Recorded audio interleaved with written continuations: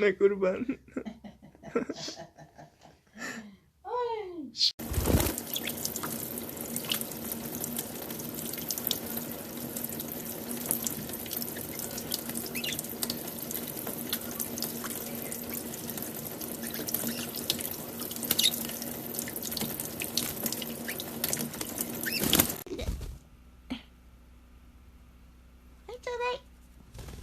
おお、取ってきてよ。おお、いたいた。おお、はい、取ってきて。はい、ちょうだい。おお。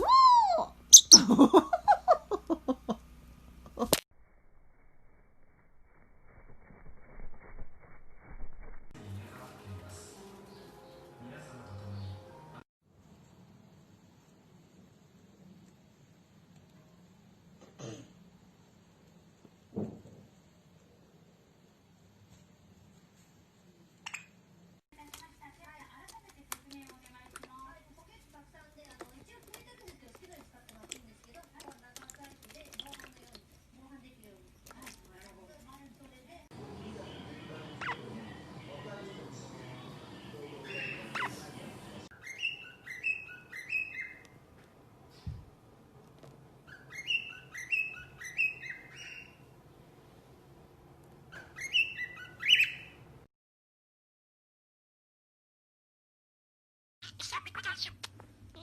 Oynayı çok yakışık. Oynayı çok tatlı, çok tatlı kuş bu. Cımbız seni çok seviyorum. Piç, öpücük yap, bak cımbız hoş.